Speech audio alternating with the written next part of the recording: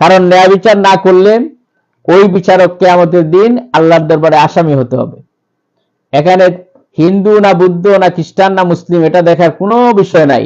তিনি এই দেশের নাগরিক, তার সব জায়গায় নাগরিক অধিকার রয়েছে, ন্যায় বিচার পাওয়ার অধিকার রয়েছে। এটাই ইসলাম, এটাই হচ্ছে আল্লাহ পাকের কথা। আল্লাহ পাক এখানে কোরআনে কারীমের সূরা মায়েদার মধ্যে তিনি বলছেন, ইয়া আইয়ুহাল্লাযীনা আমানু কুনু কাওয়ামিনা লিল্লাহি শুহাদাআ বিল কিসত ওয়ালা ইয়াজরিমান্নাকুম শানাআনু কওমিন আলা আল্লা তা'দিলু ইয়া'দিলু হুয়া আকরাবু লিত্তাকওয়া ওয়াত্তাকুল্লাহ ইন্নাল্লাহা খাবীরুম বিমা তা'মালুন।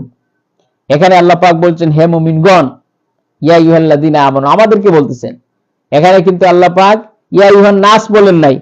আল্লাহ পাক অনেক সময় সম্বোধন করেছেন ইয়া আইয়ুহান নাস, হে মানব সকল, ইয়া আইয়ুহাল্লাযীনা আমানু, হে ঈমানদারগণ, ইয়া আইয়ুহাল কাফিরুন, হে কাফিরগণ।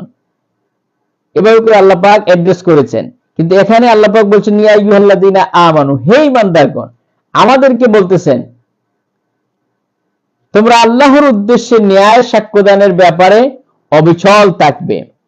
কুনু কাওয়ামিনা লিল্লাহি শুহাদাআ বিল কিসত, এবং কোন সম্প্রদায়ের প্রতি শত্রুতা তোমাদের যেন সুবিচার বর্জনে পরিচিত না করে। সুবহানাল্লাহ। তোমরা সুবিচার করো, এটাই ক্ষুধাবীতি, এবং অধিক নিকট আল্লাহ পাকের ক্ষুধাবীতির অধিক নিকটবর্তী হচ্ছে এটা। আল্লাহকে ভয় করো। আল্লাহ পাক বলছেন ওয়াত্তাকুল্লাহ, আমি আল্লাহকে ভয় করো। ইন্নাল্লাহা খাবীরুম বিমা তা'মালুন, কারণ তোমরা যা করো নিশ্চয়ই আল্লাহ সে বিষয়ে খুব ভালো করে জানেন। এখন আমরা মুসলমানেরা অনেক সময় ন্যায় বিচার করতে গিয়ে মুসলমানের পক্ষ অবলম্বন করি, আবার দেখি নিজের জন যেভাবে করে আমরা আমাদের নিজেদের আত্মীয় স্বজনের ব্যাপারে আমরা পক্ষপাত অবলম্বন করি, সেইভাবে অনেক সময় একজন মুসলমান অথবা একজন হিন্দু দুইজনের সাথে ঝগড়া লেগেছে, আমরা তো মুসলমানের পক্ষ নিয়ে নেই, ন্যায় বিচার করতে পারি না। অথচ দেখা যাবে মুসলমান উনি অন্যায় করেছেন, অমুসলিমের উপরে জুলুম করেছেন, কিন্তু আমরা সেটা না দেখে মুসলমান হিসেবে তার পক্ষ অবলম্বন করি। এটা কখনোই উচিত নয়। নবী করিম সাল্লাল্লাহু আলাইহি ওয়াসাল্লাম দেখেন কি আদর্শ, লাকাদ কানা লাকুম ফি রাসূলিল্লাহি উসওয়াতুন হাসানা। নবী করিম সাল্লাল্লাহু আলাইহি ওয়াসাল্লামের কাছে একজন মুসলমান একজন অমুসলিম বিচার দায়ের করলেন। নবী করিম সাল্লাল্লাহু আলাইহি ওয়াসাল্লাম সাক্ষ্য প্রমাণ অনুযায়ী অমুসলিমের পক্ষে রায় দিয়ে দিলেন। অমুসলিমের পক্ষে, এটা আপনাদের জানা কথা, অমুসলিমের পক্ষে রায় দেওয়ার, অমুসলিম সঠিক ছিলেন আর মুসলমান সঠিক ছিলেন না। সেই জন্য নবী করিম সাল্লাল্লাহু আলাইহি ওয়াসাল্লাম সাক্ষ্য প্রমাণ দিয়ে তিনি অমুসলিমের পক্ষে রায় দিয়ে দিলেন, আর মুসলমানের বিপক্ষে রায়টা চলে গেল।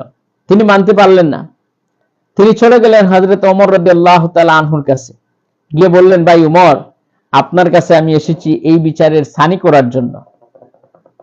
তিনি বলছেন যে প্রথমে গিয়েছিলে কার কাছে? তিনি বলছেন রাসূলের কাছে, বিশ্বনবী মুহাম্মদুর রাসূলুল্লাহ সাল্লাল্লাহু আলাইহি ওয়াসাল্লামের কাছে প্রথমে গিয়েছিলাম, কিন্তু তিনি তো ভাই, আমি তো নামাজ পড়ি, রোজা রাখি, হজ করি, যাকাত দেই, কিন্তু রাসূল আমার পক্ষে রায়টা না দিয়ে তিনি দিয়ে দিলেন ওই অমুসলিমের পক্ষে, এটা কি বিচার হইল নাকি?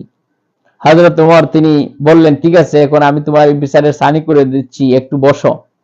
তিনি ঘরের মধ্যে ঢুকলেন, ঢুকে তরবারি আনলেন, এনে বললেন, যে ব্যক্তি আল্লাহ রসুলের বিচারের ফয়সালা মানতে রাজি হয় না সেই ব্যক্তির বিচার এরকম করে করে দিতে হয়। তিনি মারলেন, তরবারি দিয়ে মাথা দুই টুকরা করে দিলেন। তার মানে এখানে বিষয়টা হচ্ছে নবী করিম সাল্লাল্লাহু আলাইহি ওয়াসাল্লাম তিনি চিফ জাস্টিস হয়ে তিনি ন্যায় বিচার করেছিলেন। এই মুসলমানটি অন্যায় করেছিল অমুসলিমের উপরে, সেই জন্য নবীজি রায় দিয়েছেন অমুসলিমের পক্ষে, আর এই মুসলমান ছিল সে